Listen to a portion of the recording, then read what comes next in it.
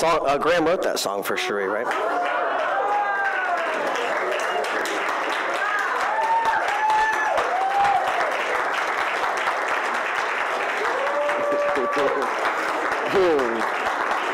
There's tricks up every sleeve. Well done, buddy. Woo-wee. Good morning. Good morning, good morning, good morning, good morning, good morning. Whew. My name is Jay Pryor, and I'm a lay member of this congregation. And it's my joy and pleasure to be with you today to celebrate Rev Sherrie. I start off every talk a particular way, and I'm going to do that again here today, and I'll tell you why in a second. I usually start my talks by saying my name is Jay Pryor, but I started out in this life as Janet Pryor. To be more specific, I was born female, and I lived over half my life as a woman, and at the age of 35, I started taking testosterone shots that make my body look like this. Now, there's a couple of reasons that I share this with you. The first and foremost reason is because I was having a conversation with somebody in this congregation recently, and I shocked them with that knowledge.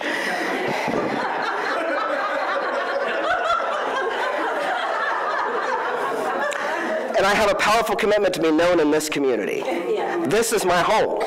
This is my house. And so when I talk about the pink taffeta dress that I wore to my prom, I don't want you to be shocked. I want you to just go, what shade of pink? Right? That's what this place is. And that's what this place is for me. So that's the first reason. The second reason is, the reality is that 59% of transgender people attempt suicide.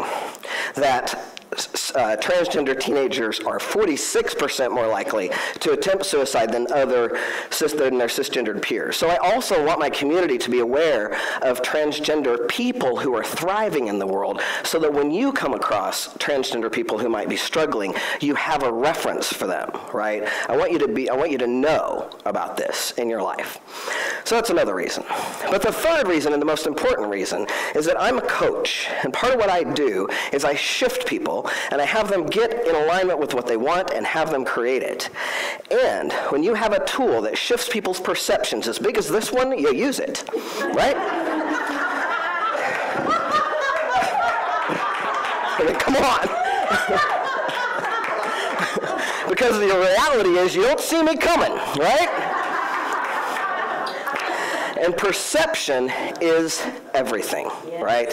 And if we have not learned anything over the last 2 years, right, it's how we believe it will go. How we see it isn't always how it is, right? But we can decide how something is, and then therefore we create that's how it is for us.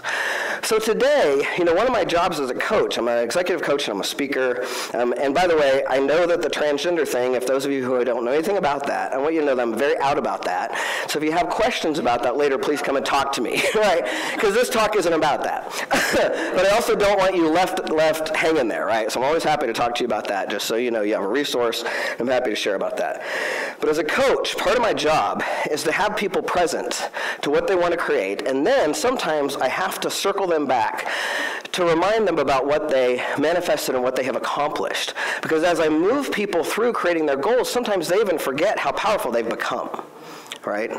And so I want to remind you, those of you who've been here for a while, of about 2.5, 3 years ago. Remember this?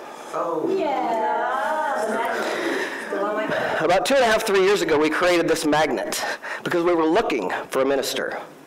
And what it says is, clearly aligned with source, we draw to us a spiritually mature, loving and dynamic minister who inspires transformation. Whoa!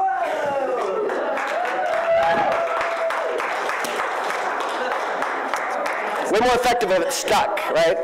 That was kind of a fail. That failed. Okay, we'll bring it back. So, that's what we said we wanted. That's what we said we were going to manifest. And here she comes.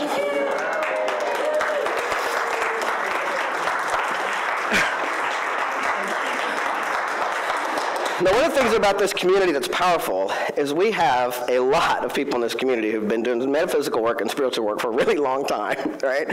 And not that there's any ego in this community at all. But we wanted somebody who was going to call us up.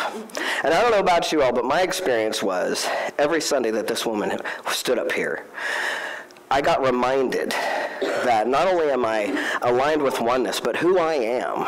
Right? Who I am. We say it every Sunday. We say there's only one power and one presence in the universe. God, the source of all good. But the second unity principle reminds us that means it's us.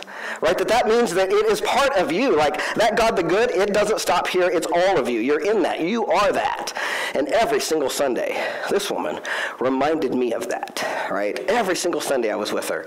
And then she created opportunities for us out of that spiritual maturity.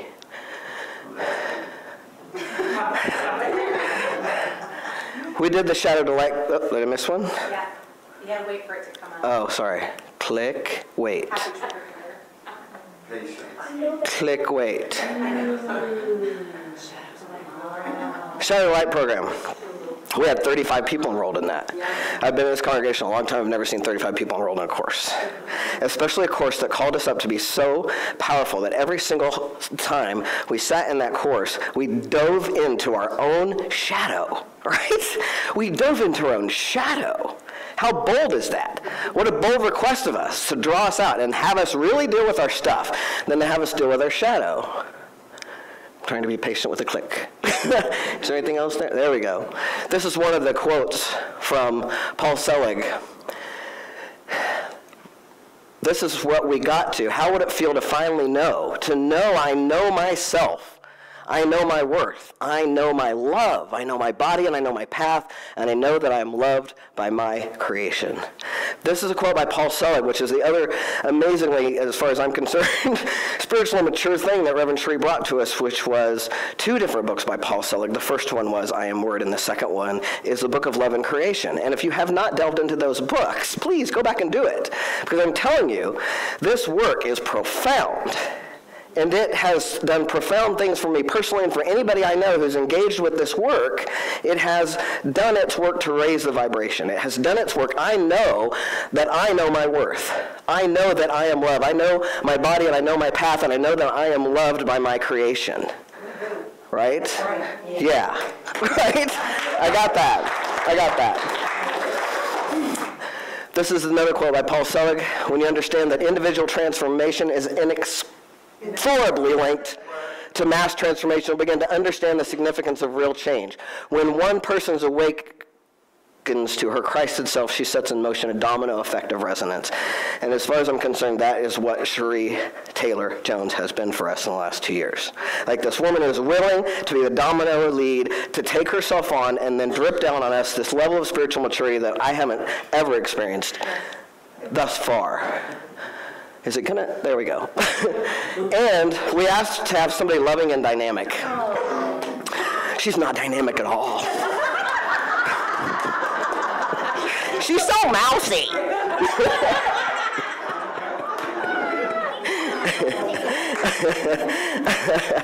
So, if this isn't dynamic, I don't know what is, right?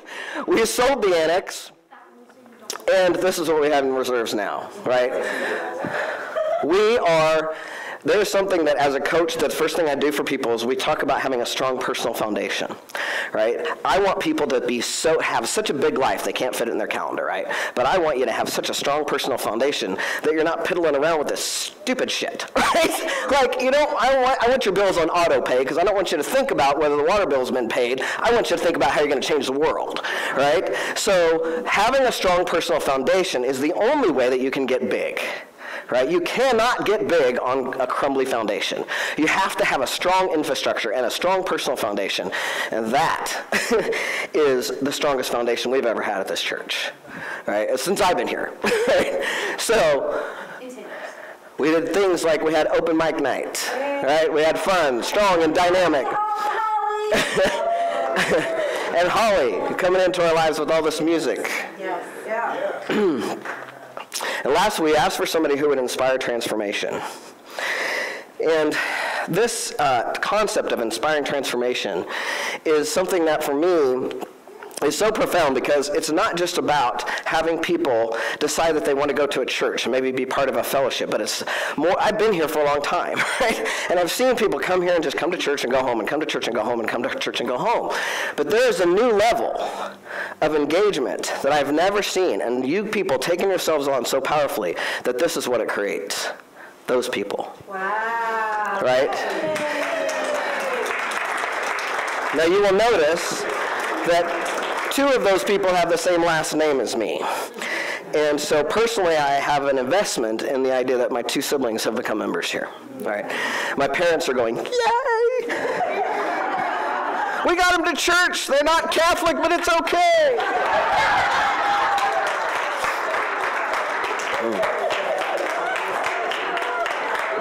Yeah, it's true. But it's so important to my life personally. But the other thing is that the power that we've attracted and the people that we're bringing in to the church right now is very powerful. And I want you to get that we have inspired this. And she has led the path to inspire transformation on every level.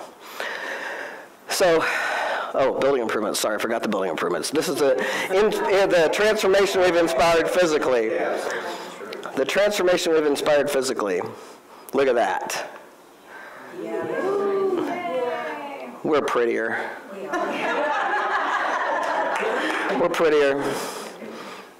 New interior paint, the whole 9. There we go. Painted downstairs.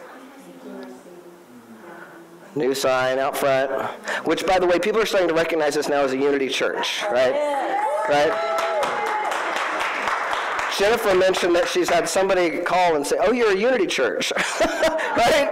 Because of the brand, right? People, it's like Coca-Cola. You recognize a brand? Now people recognize their Unity brand, which is smart for us to get in alignment with that. Yeah. Shit. Sorry.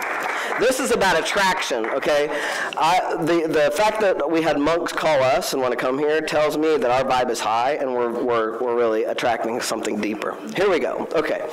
So now here's the thing. Oftentimes, when I work with people and they're manifesting something, they get in alignment, they get clear about what they want, and then they get everything going, and then that thing has come, it's like, and it's moving, right? That oftentimes people forget that they're the ones that created it, right? We forget that this thing that we've been wanting, and then we've got it, and now we have it, and we play with it for a while. We forget, oh, hey, I'm the one that wanted that in the first place, and it came here because I said so. And it came here because we said so. And she came here because we said so, right? And I go back to perception because I know that as human beings, when we start to experience grief or loss, we make up stories about what that grief or loss is about. And what we teach in Unity is the law of right mind action, right? Is that what we think about, we bring about. And so what I want to be conscious and careful about over the next few months is what is the story that you all have around Reverend Sherrie leaving, right? Because you could, see, this is how the human mind works. You could all make up a story that she is abandoning us, right? Right? We could make that up. She is abandoning us, right? We could totally make that up. I have been abandoned, right? Kathy and John just got here. They can make a huge story out of that, right? All the new members, she sucked us in and then she's leaving, right? Come on. You know this sucker. I mean, this human yippity thing, by golly, it'll have you down the line. It'll make up all kinds of stories, right? And here's the thing. I hope you know that I have the utmost respect and compassion for your feelings. Like I want you to feel your feels. If you've got feels to feel your feels. But the tool that I want you to get is that there's a huge distinction between what you feel about something and the story you make up about that feeling, okay? And so I want to get us grounded in the reality of what's happening here. That what's happening here is we manifested exactly what we said we would. Yes. Exactly, okay? We did that. And Reverend Sherrie is being called home. Now, how many of you, I just want to do a quick survey, how many of you are Lawrence people who have born and raised around this area, like, and you never left? Like anybody around here like that? Nope, just a couple? Oh, Emmett. Emmett's like me. Okay, good. Okay, good. How many of you were born and raised in Kansas and haven't ever left Kansas? Like you've been around Kansas for a while? Okay, look around, you got a bunch of people, right? Okay, how many of you have ever went out a ways and then came back to Kansas as your home? Oh, goody. All right, so we have some experience here. So this is my experience, right? I call Lawrence my hometown. My hometown is actually Scammon, Kansas, and I can't ever go back there, right? You can't be a queer and live in southeast Kansas and be happy. That's all there is to it. So Lawrence, Kansas is my home, and I lived here until 1999, and then I moved to Washington, D.C. for 9 years, and then I came back here. And I want you to know that being called home is a very specific calling, right? There's something that goes, oh, crap, I gotta go home. And then there's part of you that goes, oh, God, I don't want to go home. Oh, my God, are you kidding me? I want to go home, right? So you have this idea that you're like, oh, I want to go home. And they're like, oh, God, no, I don't want to go home, right? Now, in my case, when I left, I was a girl. I came back as a guy. It was a totally different game, right? And I got to have the opportunity to, if you people didn't know me, I could even just pretend I didn't ever know them. I could have, right? But the reality is that when you come home, people who know you have, it's like when have you ever had this experience where you have a niece or a nephew or a child in your life, and the last time you saw them, they were 8. And then the next time you see them, they're 12. And you're like, what the hell happened to you? It's just weird because they freeze in time, right? Humans do that with each other, right? So the way we listen, the way people listen to us when we were home, they don't realize that you've gone away and had all this experience, right? You come back and they listen to you exactly the same way. You think people are going to listen to her like a reverend? Are you kidding to me? Right? They're going to listen to her like little Sherrie, right? And that's what she's coming home to deal with, right? And so I want you to get, she wouldn't do this if she didn't have to, right? It's not like she's going, that's what I want to do is go put myself through a grinder or something. Why would you do that? You don't.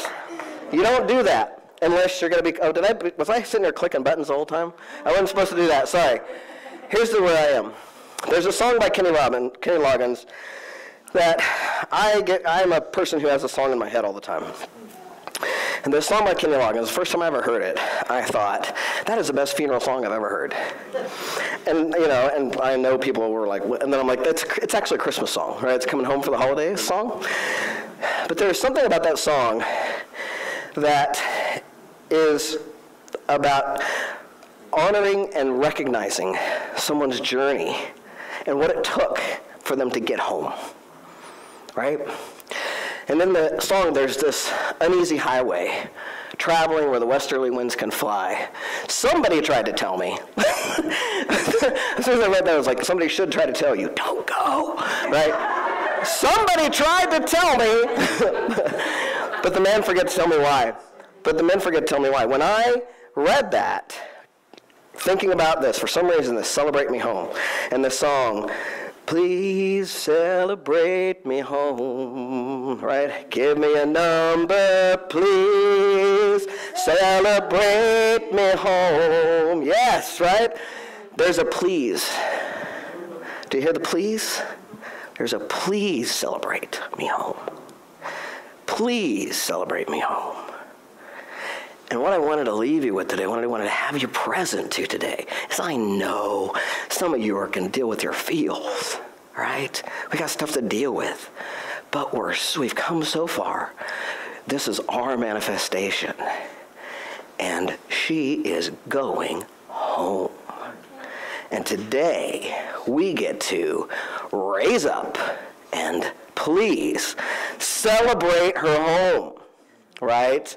We are going to celebrate her home and celebrate this gift that this woman has given us and know that there is no circumstance, right, before us that is greater than the power that is within us. Yes. Right? There's no circumstance before us that's greater than the power within us as a community, and we already created her, and next we'll create what's next. And no matter what, we are always, as a community, lifting each other up, celebrating our next level of coming home. Yeah? Yes. And today's the day. I don't know if this is already planned, but I want you to come up now. No? I was going to bless her. We're going to do a blessing? Yeah. You can. Oh, I don't care. Do you want to do it later? Was it already scheduled to do it later? Okay, well, we can do it later then. Go sit down.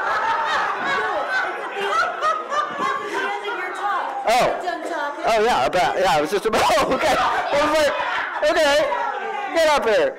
Yes, I'm done talking. And congregation, if you would rise and rub your hands together. And babies if you want. And then I'm going to put them something. So Okay. Okay, good. Sherrie and Graham, we love you. We bless you. We appreciate you. And we behold the divinity in you. Yeah, we do. And stay there. Are you done? Okay. Well, I have to do the meditation, but yeah. Yes. Okay, if all the board members would come up, please. Present and former, as we are shifting. Yes, all the boards and all the fields. In all the world. Yes. And so we know that Graham and Reverend Sherrie have given so much of everything they are to us, and that as sleep and rest and setting of their intentions is part of what is theirs to do. We have a little gift packet for Reverend Sherrie of a few of her favorite things to pamper herself with. And Gail, our talented vice president and artist, has created a painting for those who want to sign the mat. It's out in the foyer as a gifting. Jennifer has created the little cards that you can fill out, and we'll have a basket both upstairs and down for the potluck, so you can write your own little notes that we can collect in a basket. And there's flowers as well that I won't step on anymore. But thank you both. Thank you both for being such beautiful lights of divinity, of grace, of powerful being, real. Thank you. We love you.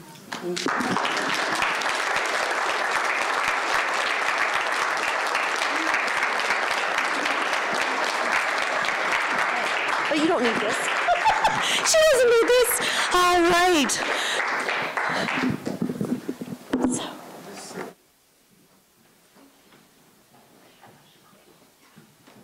Smile on your brother.